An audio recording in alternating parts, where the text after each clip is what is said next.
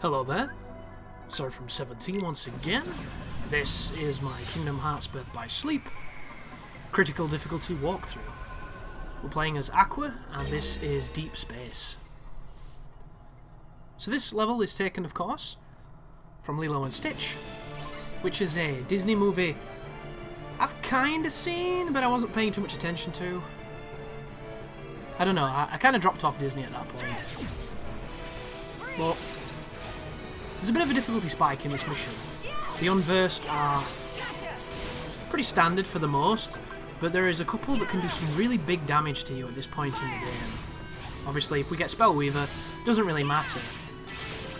Even though we went into Blade Charge, it seems, as we leveled up a few command abilities. And continue beating up standard dudes. I hate these little shits. They're just like the shadows, because they go under the ground. So hard to hurt. Then I cash in the charge move prematurely for some reason. Don't ask me why. God, the combat in these games is so much fun, dude. There's a part of me that wishes that Birth by Sleep was as long as Kingdom Hearts 2, you know, with how many worlds you go to. But it's 3 games in one, isn't it? Because there's all the different characters, so I suppose it would have been way too much to do that much. That being said, I'm really interested to see where the combat goes in Kingdom Hearts 3. If it implements a lot of the stuff from this, or if it just goes with an evolution of Kingdom Hearts 2. And there's recently been some footage shown where it looked like Sora had some kind of shot lock, but instead of firing stuff like these people generally do, he was teleporting and attacking, which I think you can probably do in some of the shot locks on this, but it looked interesting. And it looked absolutely beautiful, the game. As long as it can keep the frame rate up, I think it could be really, really special. And it's that moment as well, you know, when you're watching a trailer and you get really old school, I say old school, it's true though, like old school levels of excitement, like as a child, excited for Christmas levels of just joy. And I don't often feel that too much with games, because I've played so damn many of them, and a lot of them now are sequels and uninspired, you know, every year kind of cash-ins. Whereas Kingdom Hearts, I can still remember Kingdom Hearts 2 coming out, because I bought it and my parents went on holiday, so I brought my consoles downstairs where the better TV was. I shut the curtains and I just played Kingdom Hearts 2 until I passed out. And I did that pretty much for the entire release week of the game and absolutely adored it. And I was so excited for that game and so happy to be playing it. And I got just a sample of how I felt watching that trailer. Like, it's been so long, like I was so young then when Kingdom Hearts 2 came out.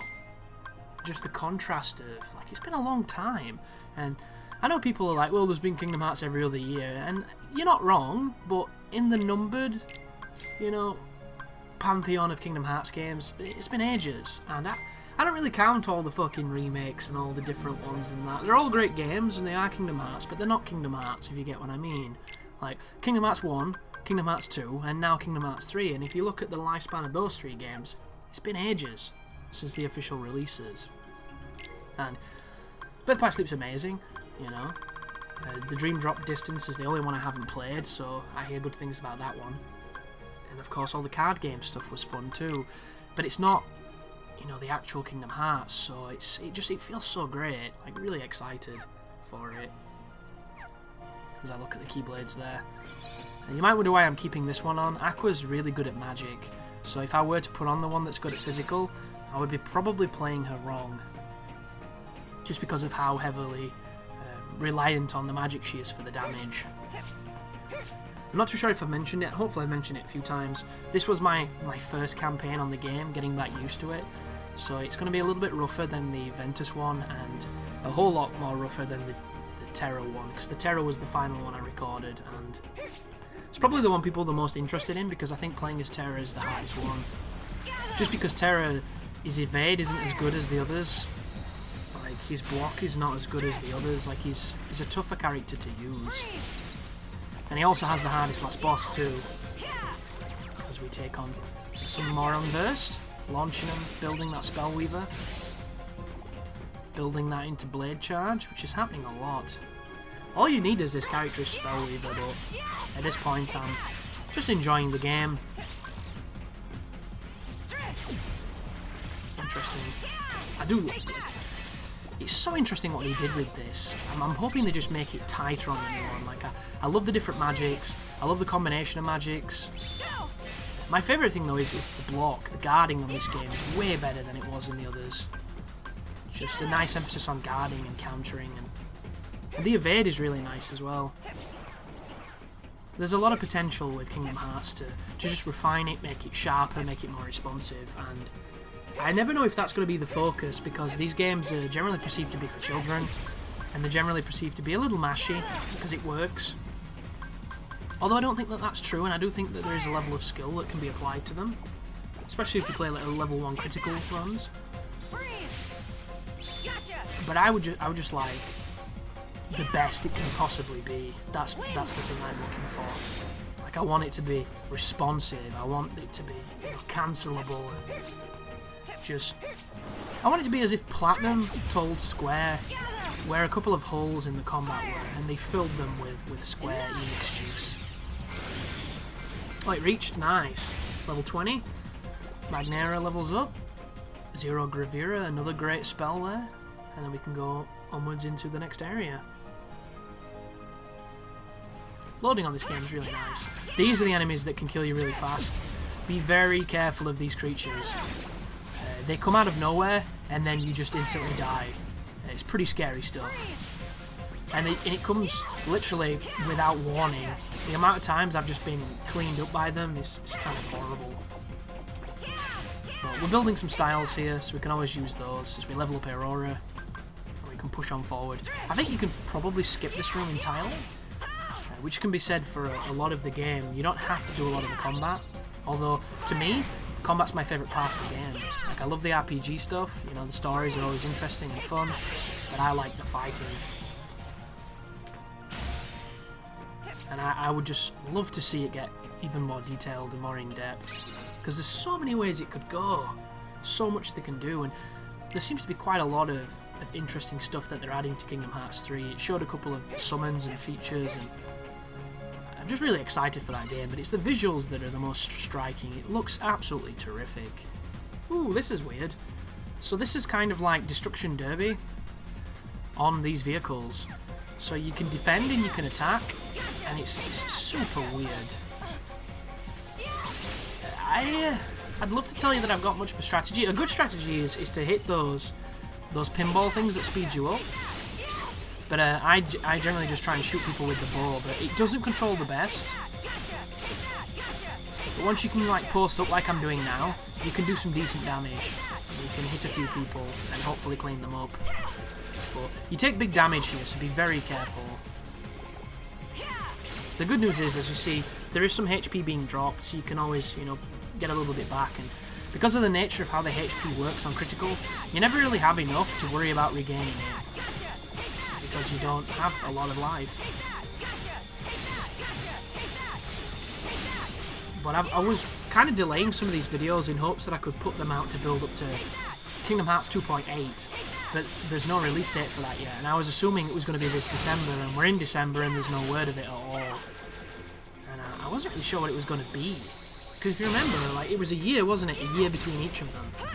So that December we got HD Remix, the December after that we got the HD Remix for number 2, and I was assuming that we'd get Dream Drop Distance than this one, and we didn't.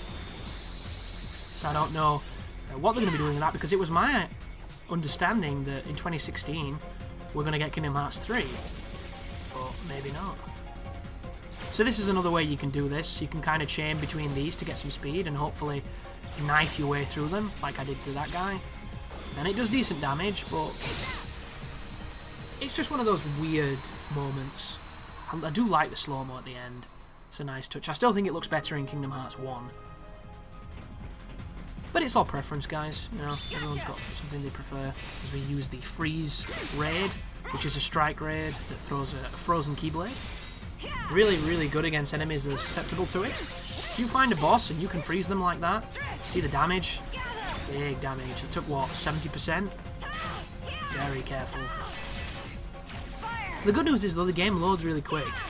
When you die, it loads quick, and for the most, the checkpoints aren't too bad. They're not brilliant, but they're not too bad.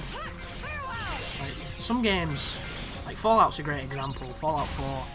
There are times in Fallout 4 where you can come up against somebody who's got a weapon, or he's just really strong, or for whatever reason, he can shit on you really quick. And you don't see it coming because everything else is quite okay. So you just die, and if you haven't saved or used your Pip-Boy for a while and got your Pip-Boy set up so it saves every so often, you might have lost like an hour's progress. And the load to get back to it is long as well, so it's just everything on top of each other that means, why would you really enjoy that when it's so fucking annoying? Like, I'm playing the Yakuza games at the moment, and the hardest difficulty on them removes the retry option. And I think that's stupid, because if you have to remove retries to make your hardest difficulty interesting, maybe you're doing it wrong.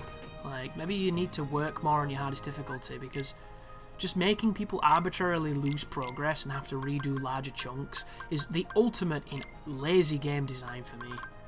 I have got absolutely no mercy for people who do that, and it baffles my mind the people who enjoy that, because to me, it's nothing worse, you know. I want to be beaten by the thing that beat me, not by the 7 things I did perfectly well, and then I got to the thing that beat me. Like, it's just, I don't know, it doesn't appeal to me, you know. And I like a very particular kind of challenge. I like a challenge that appeals to me. And it's the reason why, like, a lot of people will ask me, oh, Chris, why don't you cover X game? You know, you like hard games, this is really hard, it's this, it's that, it's that. It's like, well, I don't do them just because they're hard. It's about more than just that. Like, I enjoy a challenge, I enjoy the difficulty, but it has to be difficulty. It can't be what I believe to be bad difficulty or bullshit difficulty, which is the worst.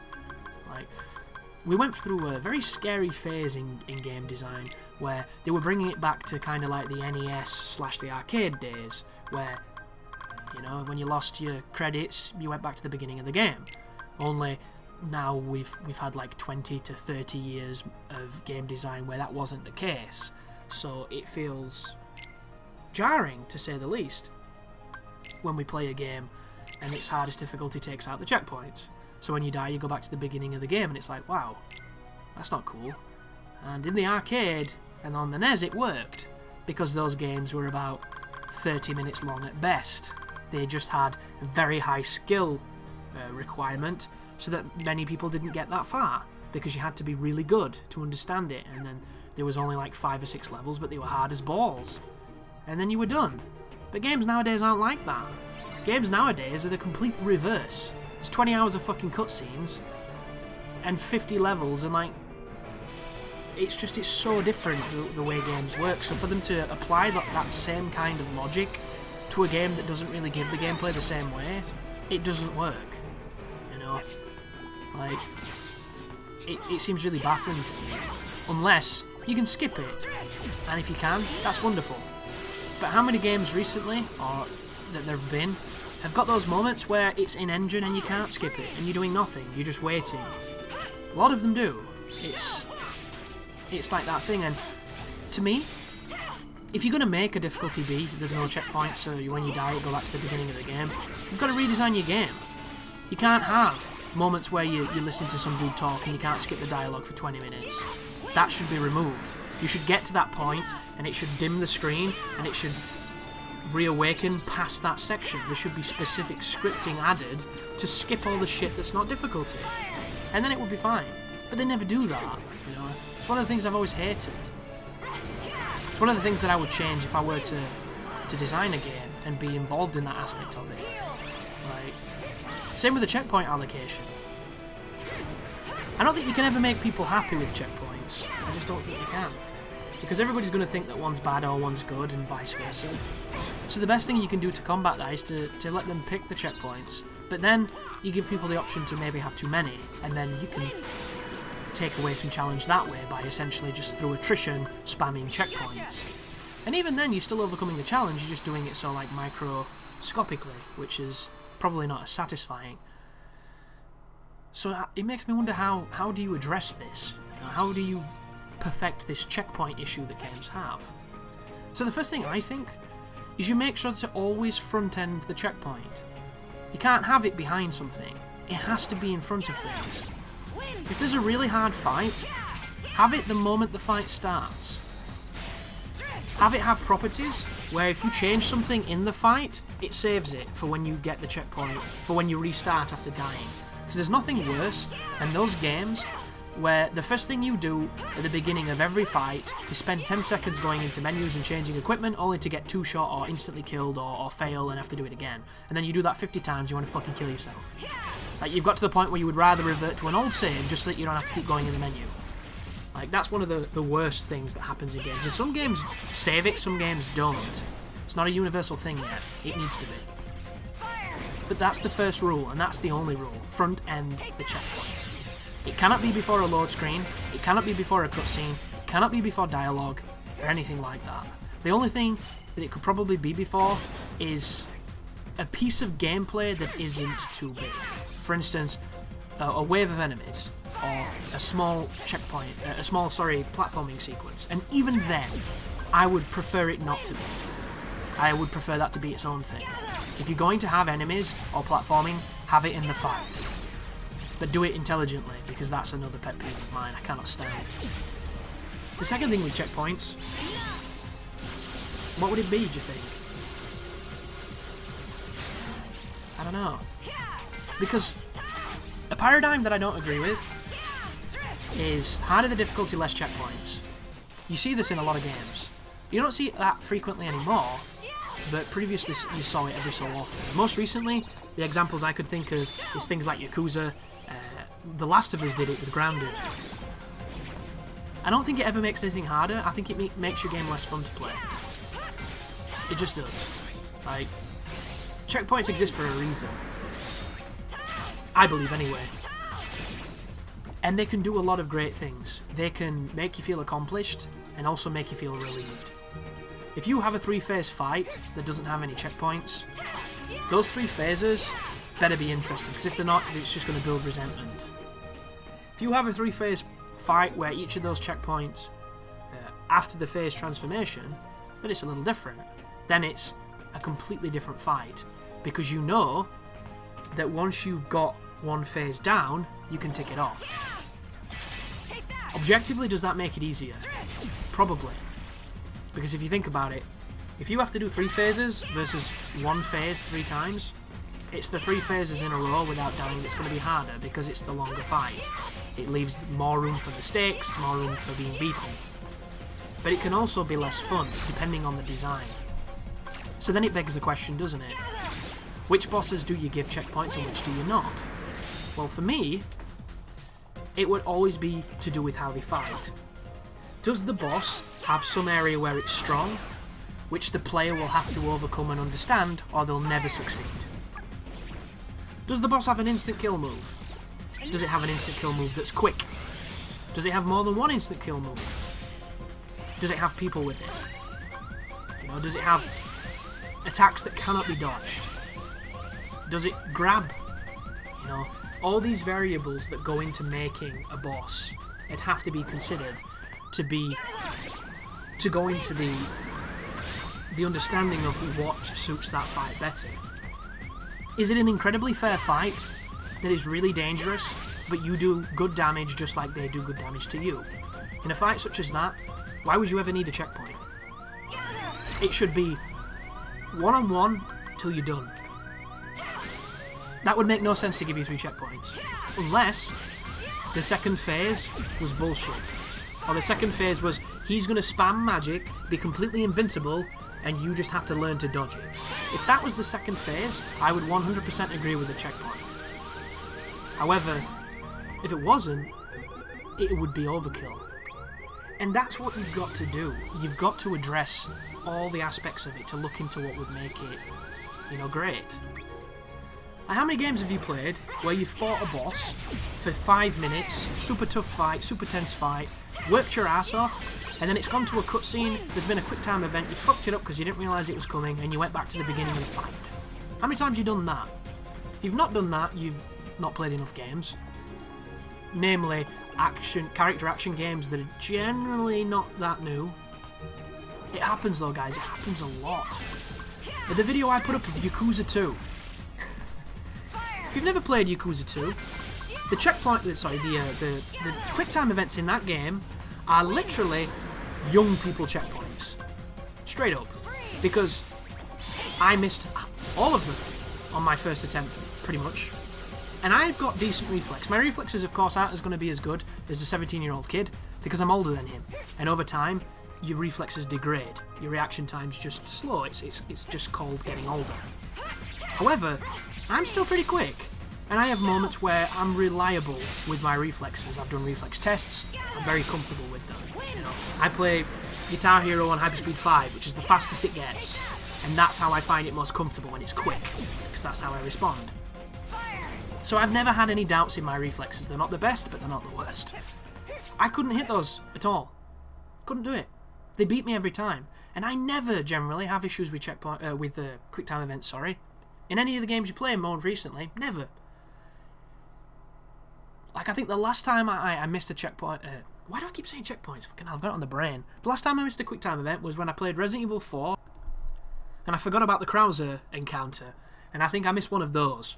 And of course, that's a fail state as well, which is old school as balls. But aside from that, I'm pretty good on them. They've been lessened in their difficulty. Whereas back in Yakuza 2's days, they were actual challenges. They were quick times that you had to learn. And in this game's case, they don't change. So it's one of those things where you kind of have to know what's coming to do it, unless you are super fast. I couldn't sight react to the QTEs. I just couldn't do it.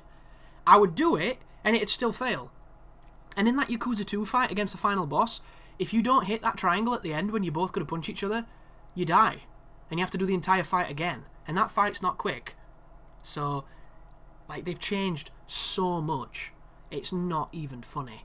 But that is a case of, why is there not a checkpoint at the beginning of that? And it's an old school mentality because games were different. Games have changed a lot. So checkpoints themselves have evolved to meet the consensus now. And that's why I think it's a dialogue that's really fascinating and has got a lot of legs to discuss. But that's the end of the video, guys. Thank you for watching, and you take care now.